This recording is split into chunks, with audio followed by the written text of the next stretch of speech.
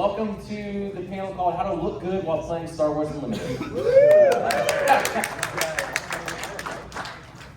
It's an honor to be here. My name is David, or I go by D-House on the Unplayable channel. It is awesome to come here and look at a full room of people who also love the greatest format, Twin Suns. Hey. Twin Suns.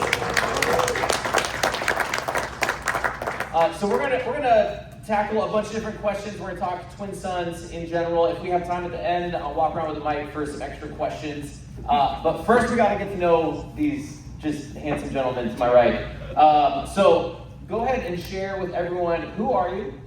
What makes you qualified to be on the Twin Suns panel? So tell me a little bit about your history with it. That's fair. And if you had to describe yourself with a Twin Suns token, your personality, which token would you be, and why is that true? Who wants to kick it off? Oh, sure. Hello, I am Brian from the Golden Dice Podcast. Yeah. And I don't know if I'm as qualified as some people on this panel to talk Twin Suns, but I sure do love the format, and I'm excited to chat with all of you. This room's packed for Twin Suns. Give it up for yourselves. Isn't that exciting? Absolutely.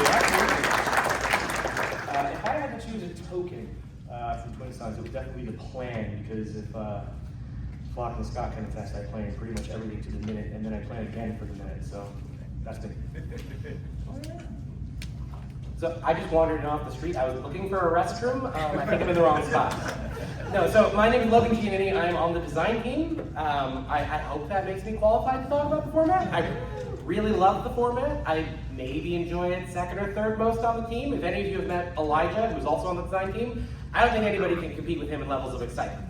But I come a close second. Twin Suns is awesome. Token-wise, I want to say the blast token, because it is so fun to just drop a grenade in the middle of the table and make everybody instantly your enemy, but I'm much more about the initiative token. I want that control, I want to go first, I want to be a little bit in charge of my own destiny, as much as you can in Twin Suns, which is pretty little. That's good. That's good. Yeah, that's good. That was good. My name is Juston. I'm from the Bucketheads. We do like a Twin Suns game show. I love Twin Suns a lot. It's like the majority of what our channel is about, and it's one of the most incredible formats. And if I was a token, it would definitely be the blast token. But it's because I am extremely erratic, and the format is all about doing the most craziest things for me. So it doesn't matter if you're at 5 health, baby, I'm swinging. So that's where we're at. That's so good. I love it. If you ask the other guys on Unplayable, they'd probably have an initiative token. Because if I'm not there, nothing's happening. So somebody's got to take initiative and do something. All right, let's talk Twin Suns. Let's talk generically about the format, about some strategy, and then later on we'll get into like specific cards and decks. But why do you care so much about Twin Suns? Like, what makes it special to you guys? For me, it's mainly because for a very long time I got out of competitive card games because it was so stressful. I am a hyper-competitive person. I played, at the competitive level, different games, and as I got older, I was less and less about that, and I just wanted to have fun in my games. Getting into Star Wars Unlimited, it got that competitive side of me out again. I started going to tournaments. It was really fun. Twin Suns, though, lets me relax while enjoying the game that I love, because I don't care if I win or lose, because honestly, if I'm losing Twin Suns, it kind of makes me feel like I'm the best player at the table. It's like, oh, they're all ganging up on me, I'm doing something right. And I can't take it too seriously. So good. Absolutely, yeah. I'm just a chill guy. I don't do competitive too hard. I don't plan for things like I just contradict myself. No, I don't really like the competitive aspect that much. But with Twin Suns, it's just an extension of the game where there's unlimited possibilities. There are just a ton of possibilities with the combinations. You can go thematic, you can go for mechanically. There's just so many different possibilities. I'll spend a lot of time just making pairings. Yeah. I won't build the rest of the deck. I'll just look at the pairings on in my binder with the leaders and kind of go from there. But it really allows you to kind of connect with different people in a different way, because I feel like sometimes you sit down at the premiere and you're like, okay, I'll do this. And I'll do this, and I'll do this. But where there's so much banter, there's like a lot of room to come alive. That's kind of why I like Twin Suns a lot. Well, I will say, just to add on that, so much of it is the pairings. So it's really nice to spend all that time thinking like, this is gonna be so much fun. And when I deck build for Twin Sons, I have the pair, and I just start flipping through my cards like, yeah, that's fine, that's fine, that's fine. I don't think nearly as hard about it as I do Premiere. Yeah, definitely. Yeah, likewise. I mean, I think the most important thing for me with Twin Sons is just the community aspect. I think like being able to have a conversation with people at the table with either like 3 other people that are your friends, or doing really erratic, stupid stuff like here's an 8 megapod and we're gonna stand up to see what you're playing. And it's just like a community aspect. Like we host a thing in Dallas for Tuesday Night Twin Sons, and seeing like 30, 35 people that like have no idea who anyone is, who each other are, and being able to play that way is a really important thing. And I love that. Like that, being able to talk with people is one of the most important things.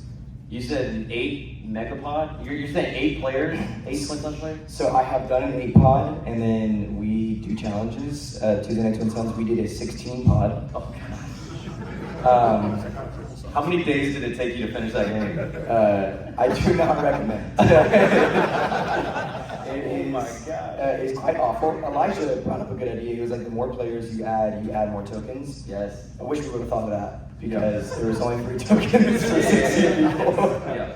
So we'll get to some of that then too, because I think there's some fun ideas there. But yeah, I totally agree. I think the part of the Twin Sons that I love is the community side, like the friendship at the table. I don't care if I win in Twin Sons, which is a pretty rare experience. Of like, I'm okay not winning as long as I did the coolest thing at the table. You know, like if I did something cool, if I made a combo work, I did something that made the other guys go, you know, whatever. Like that's the win. And so at my work, I've got some coworkers who play very casually. So every Thursday over lunch, we play Twin Sons, and so it's just fun to come together like the same group of guys. We almost have like this like insider meta, and like everybody holds grudges from the previous week. I'm like, hey, you killed me last week, so I'm killing that unit. And you're like, dude, it was a week ago, right? And it keeps going. So I love it. Okay. Oh, did you have something else? I was just saying, I played Twin Sons with you.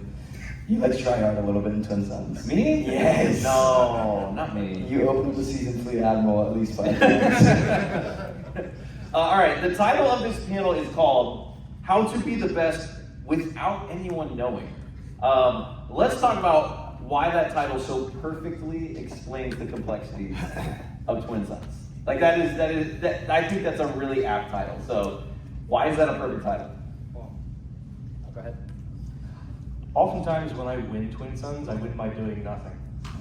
I don't know if that's your experience as well, but like sometimes there's one person at the table who just becomes such a threat. If you just kind of nonchalantly show your hand of like, I'll make a Vader token and pass. People are like, oh, it's fine, it's just a Vader token.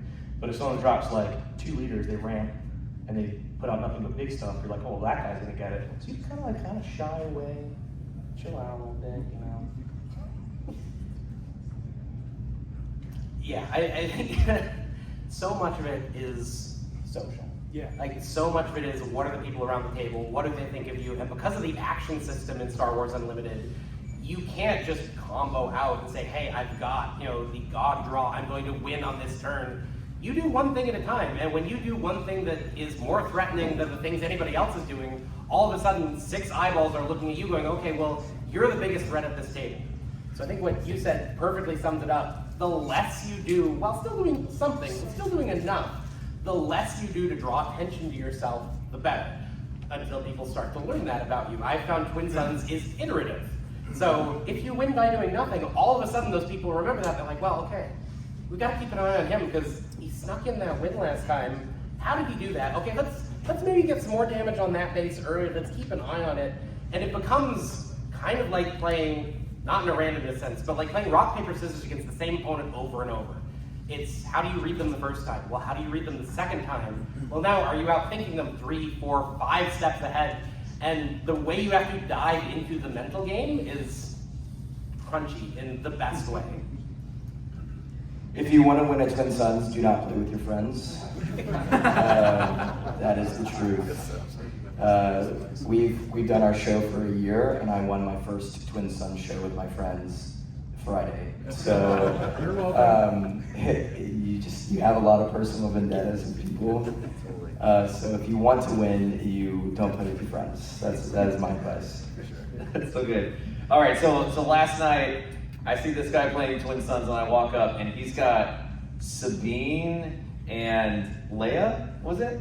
At Petronaki Arena. That was an awful. And I just look at him like, what are you doing? Like, you slap those down on the table and immediately become target number one. I did win that one, actually. No, you did not. I did, 100%. Yeah, it was. The strategy for that one was make everyone hit Julian at the table and play with your friends. Yeah, play with your friends. Yeah. I made everyone divert somewhere else, and then I also had sneak attack. And for a cause. Oh my god. So I kind of like burned everyone out and then just won by for a cause. Yeah. That's like the iterative stuff you're talking about, though. Like where you sat down and you became target number one by bringing Sabine and Leia at Petronaki Arena, and everyone is aware that, okay, you're clearly target number one, so maybe you got a lot of attention at first, but then they're like, okay, he's not actually doing anything, and divert attention, realizing that's just like some deep dives into the complexities of like personalities in this game. All right, what are the traps? So what are the traps that people need to avoid if they want to be successful in Twin Sons? This could be strategies, this could be deck building tips. What are the traps? That's tough. Don't play too well. Like, again, if you're that competitive and you're deck building and you're coming out of the gate going, hey, this is this great strategy, don't do that. Don't be really good early. Be good late. Be good when it matters at the end of the game. So much of what decides who wins and loses is actually in the final round of the game. And I feel like so much of what causes you to lose is being good in those first rounds, and then everybody just steps on you and puts the damage on your base and clears the board. But if you have a mediocre board, and then all of a sudden you're able to bring in things that come in ready, bring in things that can decide damage when it matters at the end, that is so much of where the value is, versus, again, losing the game early, which feels weird to say, but it happens. I was playing Twin Sons last night too, off of a deck I borrowed with Elijah that was really kind of scary early. I had Sentinels down. It was Obi-Wan Kenobi from Legends of the Force and Obi-Wan Kenobi from Twilight of the Republic. Big Sentinel, big value, things were getting big, and all of a sudden everybody was attacking me, clearing my board. I had zero chance at the end. So of course, what did I do? I helped a coworker win by attacking somebody else, and you can still king make at the end, which is fun. Yeah, I guess the biggest trap is constantly do your equations. Think about your math really hard.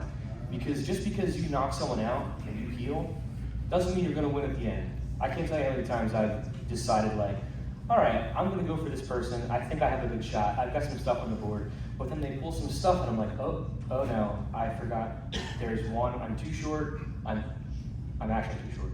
I'm one short, I'm too short. So, you gotta be, it's a really fun, like, you have to be really aware of everything on the table. How many resources you have up? How many resources you have up? Am I knocking you out? And then am I gonna get knocked out afterwards? So the real politicking of it is quite fun. I think following up on that too, the action economy at the end of the game, of being able to say, hey, I have leaders that I can use for free actions that are not gonna really advance my state, but are just gonna buy me time so I can see how things play out. As important as it can feel early to get the initiative, it's really great later to be the last person with resources standing and go, okay, now I get to decide how this happens, because I have things left to do. Yeah, I think the biggest trap to focus on is strong cards in Star Wars Unlimited are not strong in Twin Sons. And you could have really, really cool cards that do really cool things, but that doesn't mean that they're really good.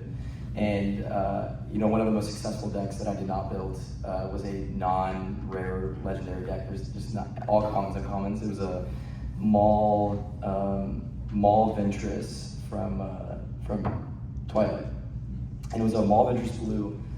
And it did nothing, but at the same time did so much and had so much like surprisability. And the trap was that there was not a single insane card you would put value to. I mean, you could probably buy the deck for like $2 max.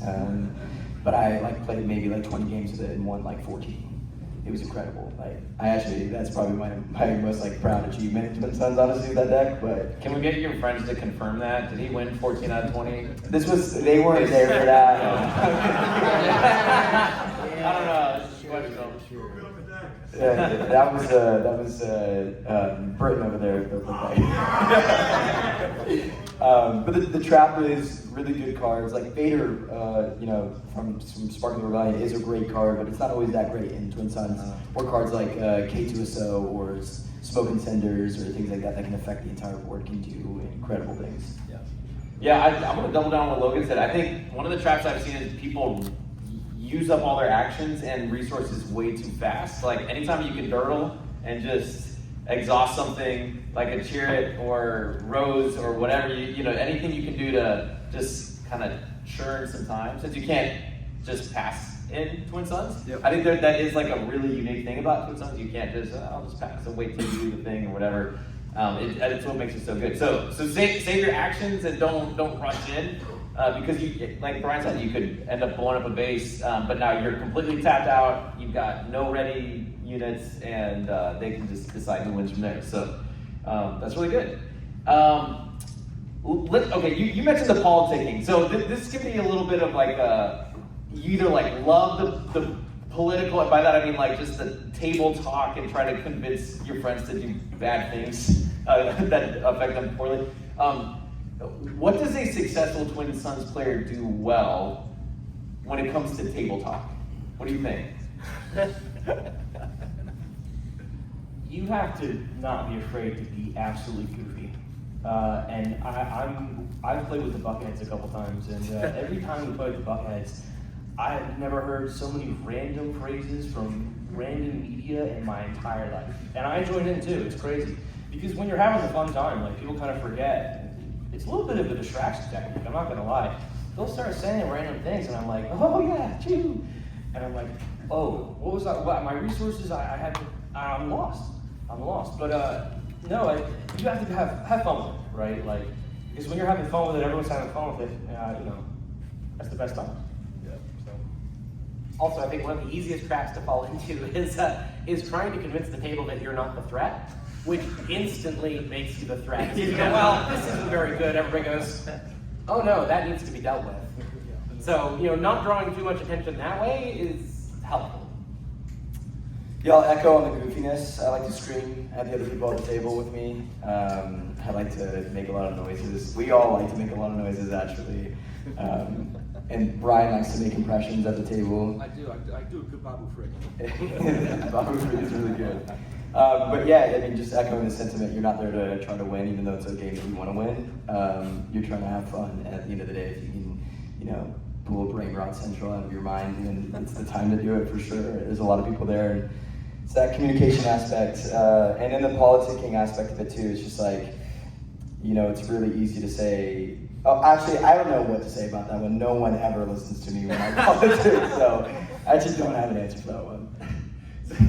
Sorry, so just to be clear, your advice is to make random noises at a table to be successful in Twin Suns. Oh, you want me to make one? Hey! Phew!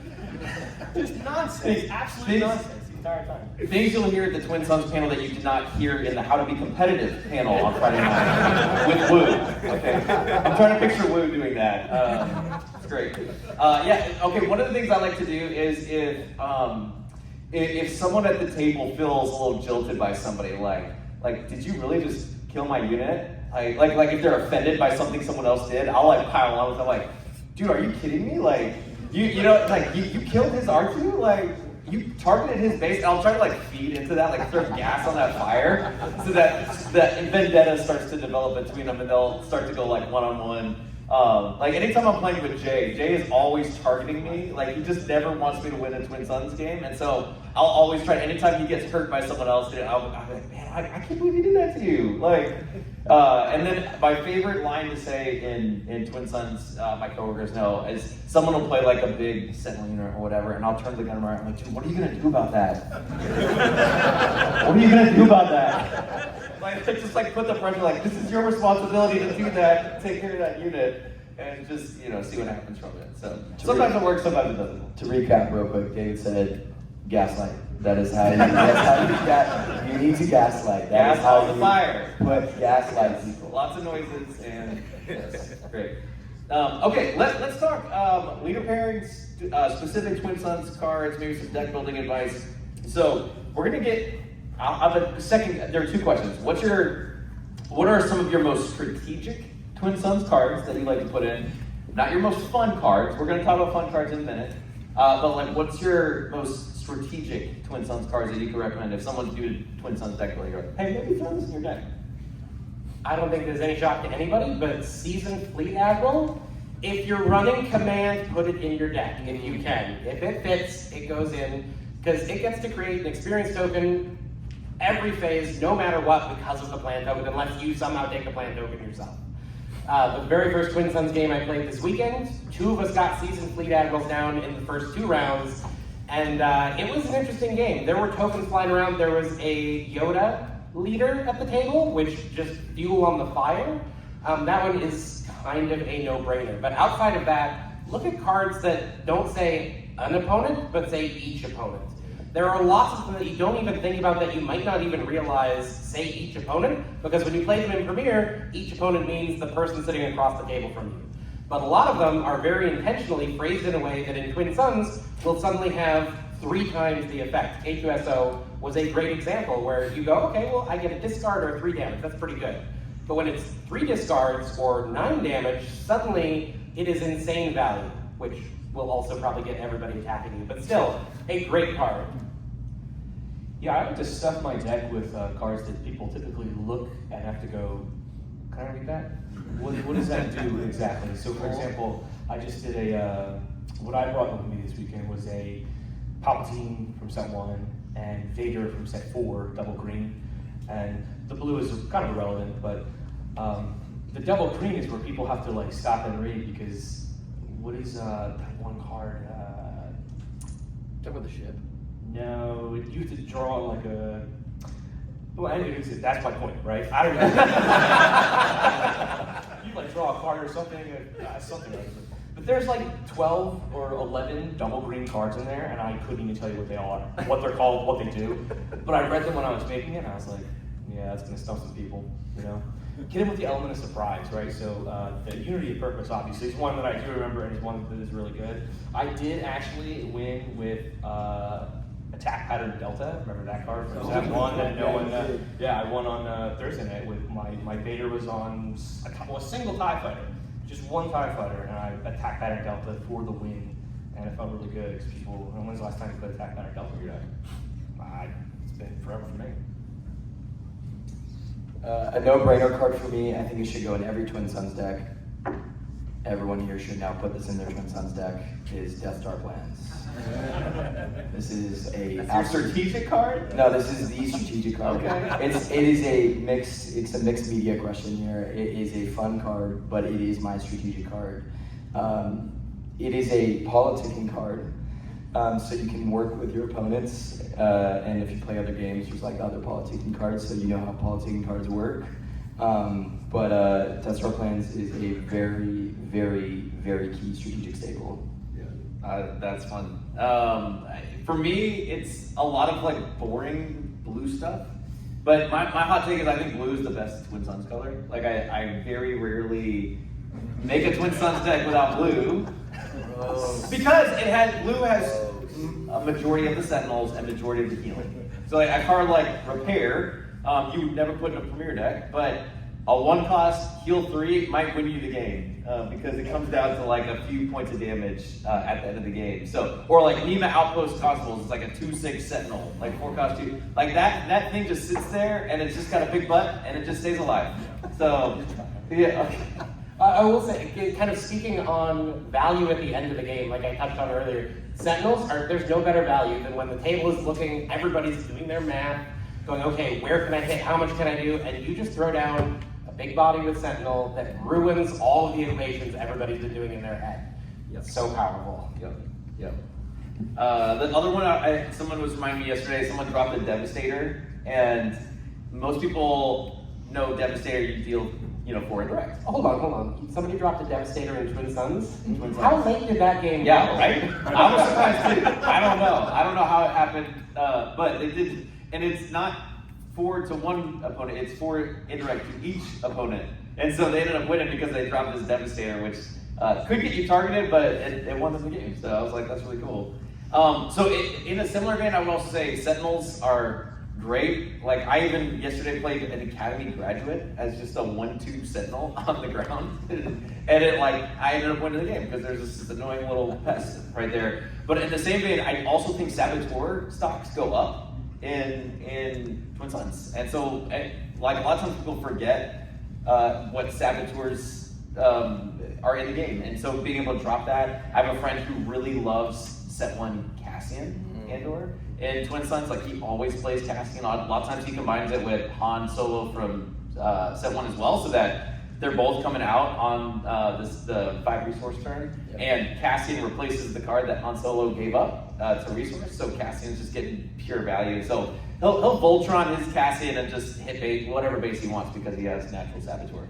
In a similar vein to Saboteur, to Sentinel, just being aware of the space arena is so huge. So many Twin Suns decks can skew ground, and suddenly it feels like, hey, we're all operating in the same arena. That one player who goes into space and then maybe plays a pilot Darth Vader and is suddenly swinging for 6 damage, pinging wherever they want, that player will win the game if nobody else manages to go to space. Yeah, that's so good. All right, let's switch to fun. What are the most fun cards that you can put in your Twin Suns deck? I mean, I have to echo Death Star plan. That is, I don't care if it belongs in the deck, it goes into every Twin Suns deck that I build because it is the hand grenade of the table. You play it, I'm probably not getting value out of it. My unit is going to be defeated immediately, but then suddenly I'm watching the rest of the table squabble over it, and it's fantastic. It's done its job.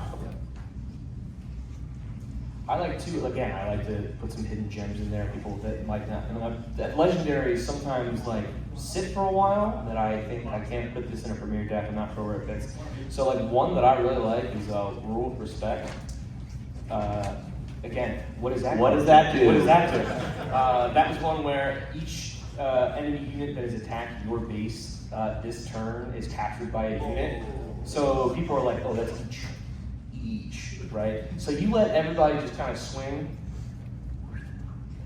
Sneaky, right? I put like Darksaber in every deck too, because that's just a big pump.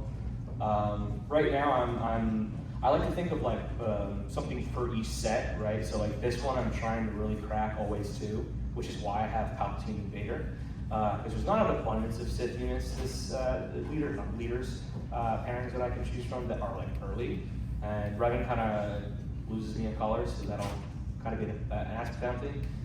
Gotta swap off Palpatine though. I can't seem to get him on the table. He's literally, even with a quadruple ring. You should play with the group over here that got a Devastator out. That game's going long. A card that I like to include in every deck if I can, and it's a fun card, is Smoke and Cinders. Everyone. What does that do? Ooh, 5-drop card, red event from Spark of the Rebellion that says everyone discards everything in their hand and up to 2 cards left. So everyone goes down to 2 cards. I did a little illegal play on our panel on Friday where I played Next Set Chopper. Oh, nice. And that one is awesome. I also learned when I swung that I also discard my own hand as well, so that was like a learning moment for sure, but that card is also sick. That's awesome.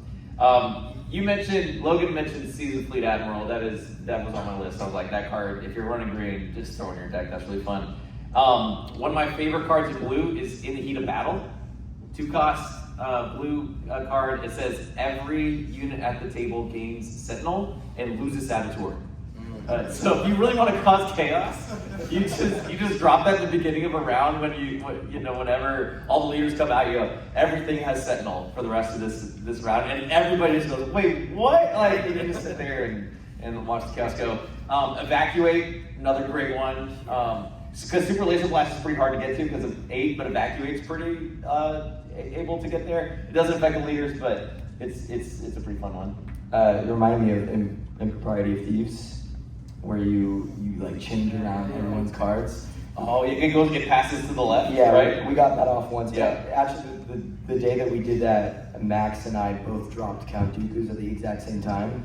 And then I believe it was Julian that goes, my Dooku. And so we all just passed Dooku's to each other. It was actually really fun. Yeah, love that. All right, so speaking of that, Logan, can you speak to the design of Twin Suns, when you're designing cards, when the devs are together and you're looking at a set, how much does Twin Suns come up in development? I would say, for the most part, it's not the focus early. When you're filling out set scouting very early on, like you were focused on Premiere, making sure that limited formats are going to be, workable, that you have all the ratios you need for that to work. Twin Suns kind of feels like it comes a little bit down the road when you start going, okay, well these cards feel good, they're locked in, they do everything we need them to do for these other formats. Which ones do we tweak for Twin Suns? This one says an opponent. Could it say each opponent?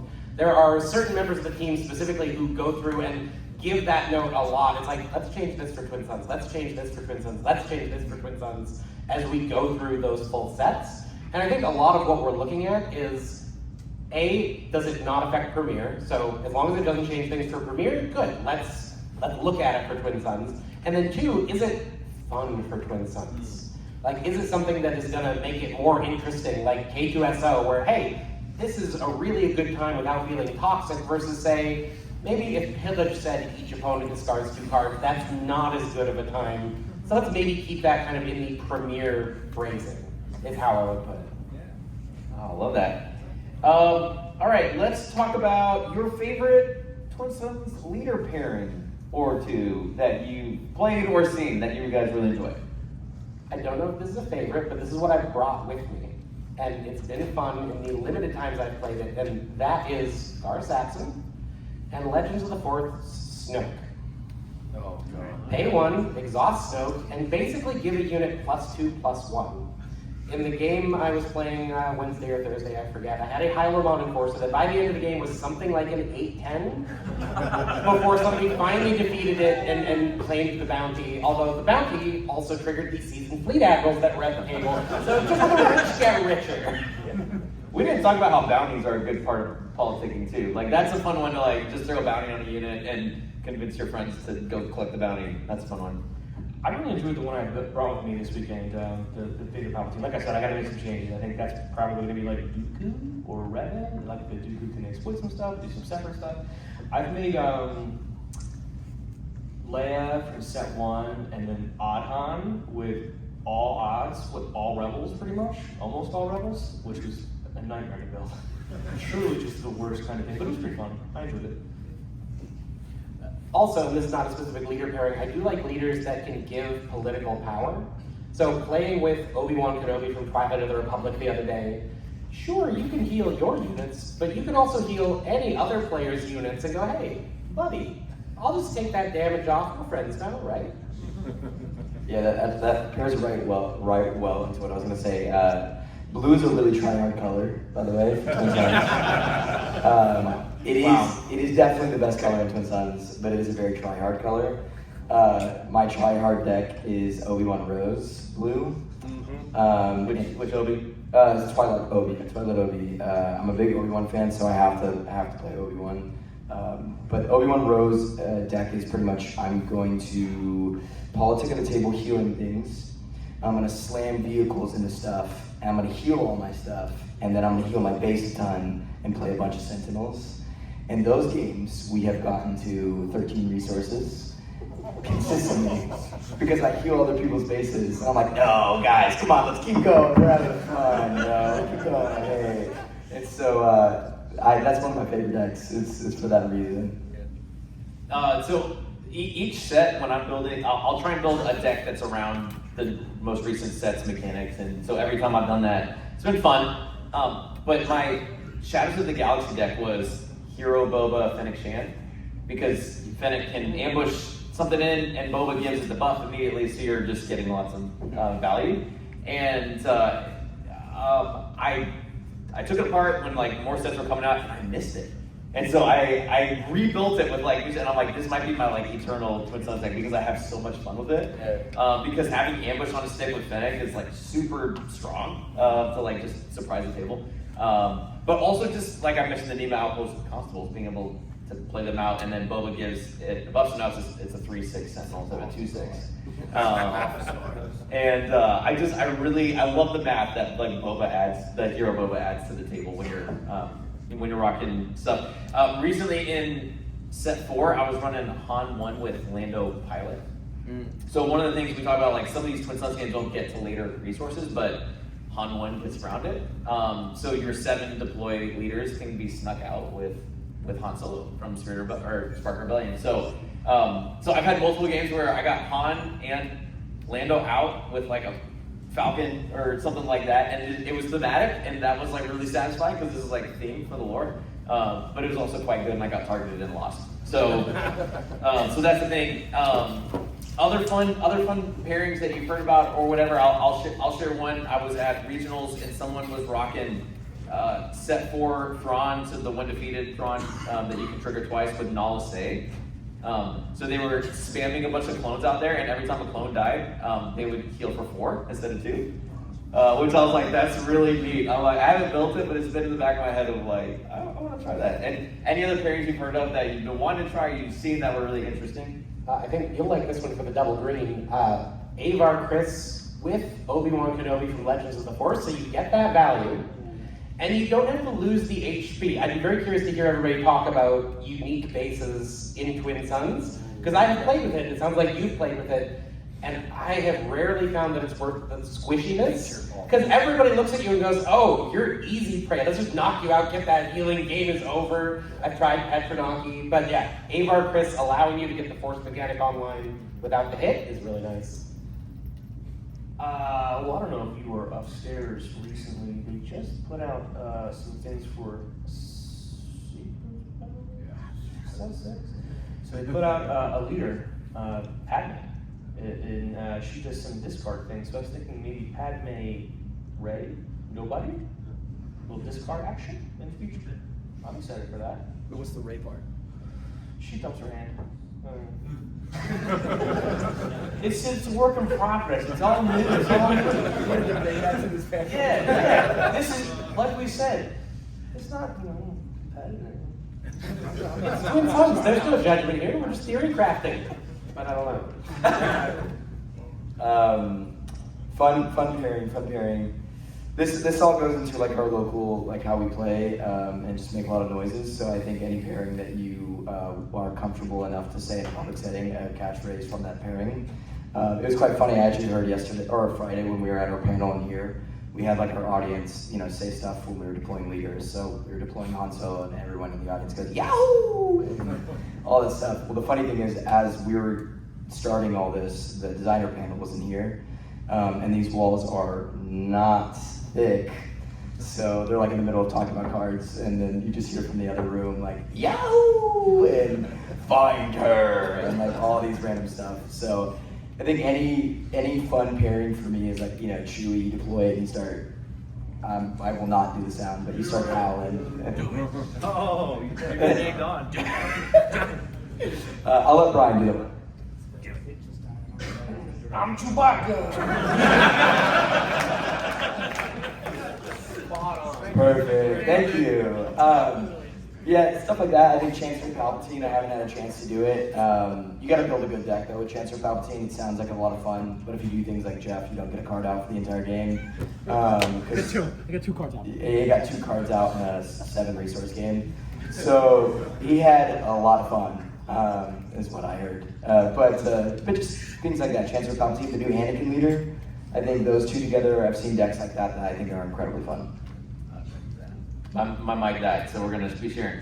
All right, we're gonna do one last thing, and then we'll take some questions from the audience. But what about variants on Twin Suns? I got approval for this, but like just fan variants on Twin Suns. Like kitchen table rules, house rules that you've added. I'm gonna throw out one that I heard as you guys are thinking about your answer. But actually, somebody else discovered this, but they call it the lawyer format.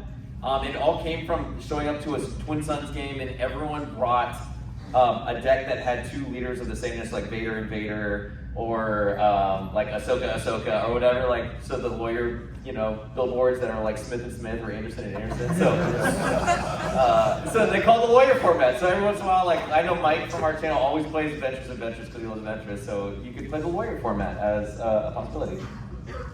A good fan variant is we call it Anarchy, and Anarchy this is before Chancellor was actually released, which is a villainy leader and a heroism leader, and building a dual aspect deck.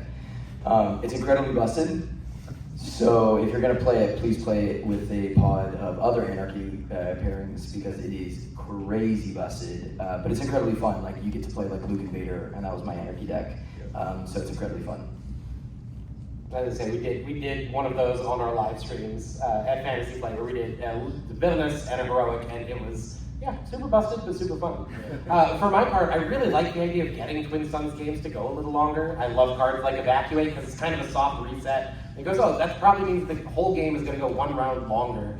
So one of the variants that I quite enjoy hearing about is instead of draw 6 resource 2, for Twin Suns, draw 8 resource 4. Ooh. And just start that much far ahead. You adjust your deck building accordingly, and you're gonna get to those devastators and things that never come out in the games that I play, at least. Yeah. There's a channel that I like to watch on Twin Suns called Take the Blast. They've just recently started doing like sealed Twin Suns. Yeah. And they you can watch them kind of make decks and open stuff, and as they're going, they make the Twin Suns. Obviously the rules are a little different. But I would like to try that someday. I mean, I'm a big fan of the limited format for all of Stars Unlimited, so why not Twin Suns? Just makes sense, right? Another one that I saw from a channel that does not play Star Wars, but they do another game, is called Musical Chairs. And so you all have a deck, and you guys play a song while you're playing, and once the song stops, you have to get up, move to the other side of the table, and play that person's deck. And then you're playing a different deck throughout the course of the game, trying to win the game on a different deck the entire time.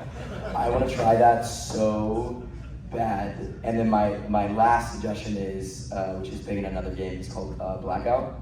So you take your cards, you take a marker, and you can black out any part of text on the card, any part of text. So you can say a card says, draw a card each time someone does this, and you can just say, draw a card. You can just make it like Vader, you can cut out the fact of 3 and search 10 and just says search and play a villainy unit. So that's redacted format. Just start playing Devastators on 7, you know what I mean? I think that would be an incredibly fun format to play too as well. Yeah, a lot of formats I've heard or tried have to do with adding tokens to the obviously we have 3, but sometimes adding a 4th token is really fun. So some guys from the Canadian Snowtroopers group said they have a Jar Jar token. Oh yeah. So if you take the Jar Jar token, you get Jar Jar Binks on your ground, and you just start with a Jar Jar. So we played somewhere where the Twin Suns game started with a ready Jar Jar Binks in every ground arena. So you just let the chaos begin from step 1, and just let the Jar Jars go crazy. Mike on our channel, he's been playtesting, and he brought a Crisis token with a Crisis deck. So it's kind of a play off of Marvel Champions of the encounter deck. So if you take the Crisis token, you flip a card, and something happens to the board state. So it could be that everybody has to kill a unit, or every rebel unit gets +1 power, and Imperials get +1 health. It could be that you get to attack with a space unit even if it's exhausted. There was a bunch of random stuff that he was doing. So that we did that here a couple days ago. It was super fun. So all right, I think that does it for the our part. We're gonna throw it to the audience, and I don't think we have a second mic to do the audience. So I might just have you just raise your hand and do that. Is that okay? All right. Okay. So we'll just say, gosh. All right, Tyler. Yes. Nice and loud. Removal. How much do you play in Twin Suns is good? Oh, okay. All right. So in case you hear removal, how much do you play in Twin Suns? Is it good? That's a good question. I find myself running very, very little of it because it is so singularly focused, and usually the cost to play is you're going to be on 4 resource turn or higher. I don't want to spend my whole turn answering one problem when there's probably 3 to 5 problems at the table. So I find myself putting in little to no removal in my Twin Suns decks anyway. I like taking removal that affects the entire table to keep things, again, the politicking is really important. So things like a merciless contest, where everyone chooses something to, a give and take, right? But I do keep it on me. I have to, just in case something big hits the table, I have to have a Rival's Fall, a Vanquish, Well, actually, I do. No, but I don't like using it, but I will use it if it's crucial to the enjoyment of the table. Let's put it that way. I much more prefer to make somebody else spend their turn doing that. And if they don't have it and the other player wins, so be it. I'm just not that guy, so I have no removal in my decks most of the time, and that's because I know someone at the table does.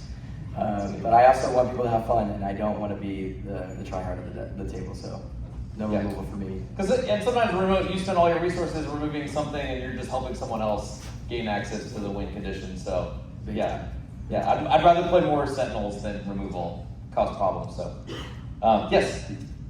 Hi, two things. First, Gideon Hask is fantastic. Oh my God, yes. So that's gotta put that in there if you can. We found in our local group that sometimes the plan token can be sort of a forced mill.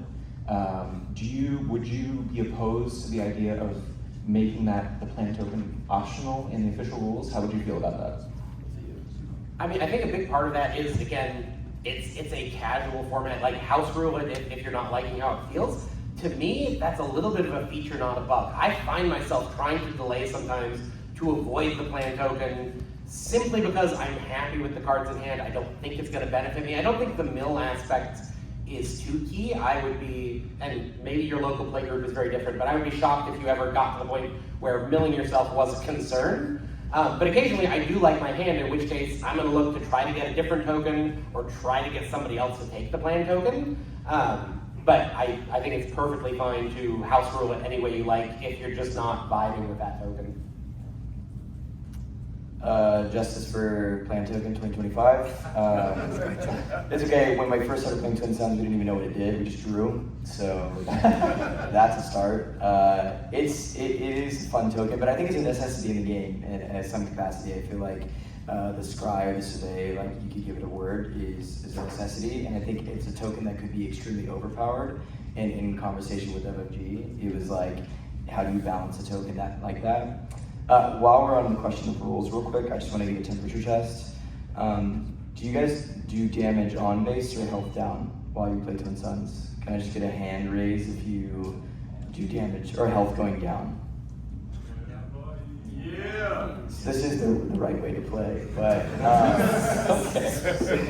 Okay, yeah. this is the right way.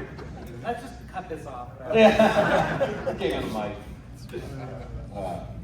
So I've been playing since set one, and famously, these guys will tell you I've played one game of Twin Suns the whole time because I'm stubbornly sticking to Premiere and Constructed and things of that nature, and it takes up all my time and all my attention, and I'm not even good enough for that to be a thing. So, what is your, you've said a lot of things that sound like really fun about Twin Suns, but for those stubborn hardos like me who just refuse to go past anything beyond Premiere Constructed, like, do you have like an elevator pitch of like why they should divert their attention away from that and explore the Twin Suns a little bit more effectively? It's a great question.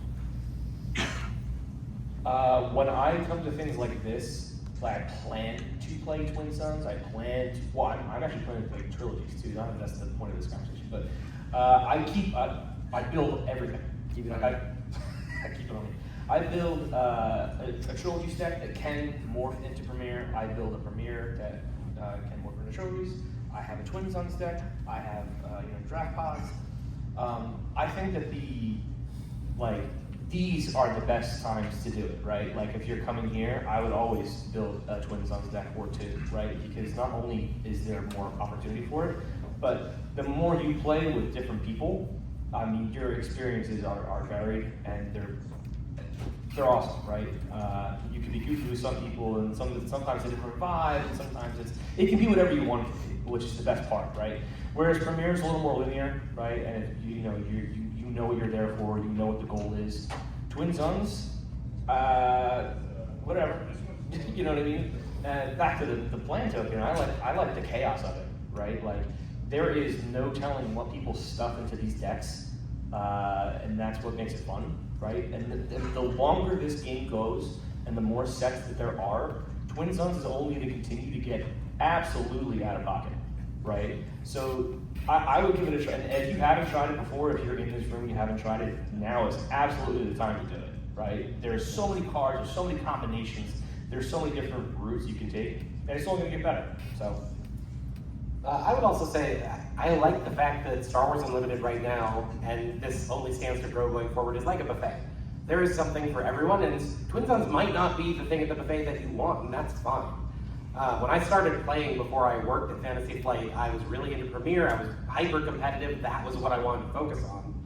And I looked at Twin Suns and said, okay, that's cool and all, but if I want to play something, that is, a little bit more social, I don't know if it's Star Wars Unlimited, until I sat down and played a game, and played a second game, and found that it was the change of pace that I did want, while still engaging with the game I really like. So it may not be something that you find that is for you, but I'd say give it a shot or two. It's a really good question, truthfully. I actually thank you for that question. We work personally in Dallas a lot with players that come from other games and other formats and other things. And the engagement is like, our group can tell you that like I'm the most competitive internal person in our group. I care a lot about playing this game in a competitive format. When it comes to Twin Suns, it is truthfully a game mode that is expression of like what is fun to you. You can do anything. And the reality is with Twin Suns is as much as you can want to win the game, it doesn't go that way always. And it's more about how you have fun than even what it is that you're doing at the game. And I think to a lot of people who say words like, there's not enough traits in the game to build a deck that appeases me, there's not enough cards in the game that does it, I always say my question to that is, have you really tried it? And who you play with is such a determining factor about where you experience that going forward. Sometimes slinging cards is more than just saying I'm gonna hit someone's base.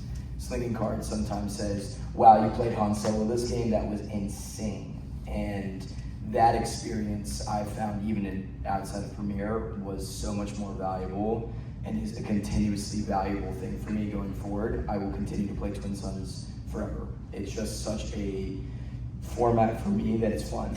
And I'll give you a perspective, right? Like last Minneapolis, we played Twin Suns in that lobby for hours until like we closed down that lobby bar. And we had people like Woo who just won, being like, at Galactics, I have to catch a game with you guys. It's literally just about enjoying who you're with. And I think that's more important than anything. So if you haven't tried it, you should seriously just get people you think you would love to talk to all the time and just give it a go. You can build the dumbest deck in the game. I mean, like seriously, go take all the cards that they give you for free. We were literally thinking about giving, they gave us 1 million OP packs. Oh my God. And like just slap that in the deck, it'll work.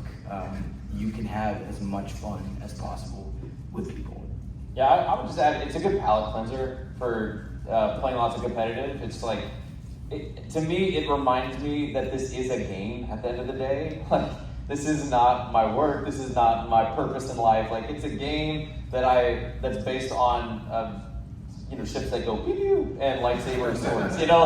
So to me, it just reminds me like to laugh and have fun and don't take this thing too seriously because life is bigger and the relationships are the most important part. So, all right, I've got time for one last question and then we'll wrap things up. Thank you. I'm the event coordinator for a store in Baton Rouge, Louisiana, for Star Wars Unlimited. And we're a Twin Suns store, primarily. And I actually, right at jump the light speed. Oh, by the way, we always house rule counting down. This is so much easier. Yeah! Hey, they'll be coming out about that. So easy. But anyway, so I actually ran an event right after jump the light speed. We did a Twin Suns tournament. Awesome. And I'm looking for ways to structure this, so this is for everyone in the community, if anyone has ideas. But basically, we did like 3 rounds, and we awarded points for first, second, third, and fourth in each pod. And then we tallied up all the points at the end and cut to the top 4. And it was still a very casual, wasn't competitive. And we had another guy who had an idea to add objective points to that. We haven't tried it out yet, but like could be kill a Jedi and get a point. The first person to get an objective point. So I'm just looking for ideas on how to convert Twin Suns into a tournament style structure. I think so. It's interesting. We've been having a lot of internal conversations right now about what structured Twin Suns looks like, and how the OP team, they've been talking about a lot how they want to incentivize it. And I think one of the recurring themes that we've run into is we want to be very careful about not incentivizing winning too much in this format that really isn't about winning. One of the ideas that I've heard floated a lot that I really like is kind of the play of the game of Twin Suns. Like, okay, you won, great, you're advancing, but for second place or another player to advance, on the count of 3, everybody point to the player who they thought had the coolest play of the game. Like, you did this leader deploy, and suddenly you swung and defeated and you shifted the whole game, and that was awesome. And finding ways to really make it about that social experience and that enjoyment of the game versus the cutthroat, well, I won and that is paramount. Really trying to make sure that that doesn't become the thing, because we don't want Twin Suns as a format to go too hard in that direction. So I don't know if that's too helpful, super helpful, but that's kind of where our heads have been at. I've actually, like, in the local scene, we've had a lot of conversation. I feel like we have a pretty strong Twin Suns scene. Local conversation on what a tournament structure looks like. I really like, and I'll extend the objective point thing. We do a lot of giveaways at our Tuesday Night Twin Suns, and instead of doing giveaways, we ended up doing a thing called a bounty board, a challenge January. And we put 14 challenges on a board and said, you have to do these outrageous challenges and you get something. And I think the objective points like that would be incredible. And it forces people to want to go toward those objective points rather than focusing on just winning the game. And that could be ridiculous, like play endless legions in a game, which happens. You know what I mean? Like, that's incredible. But that can be objective, and you can get points collectively on that, and maybe those points can progress you forward in the tournament because you have these outlying things that are objectives. All right, I think we'll have to wrap it up there, guys. Can you thank the panel for?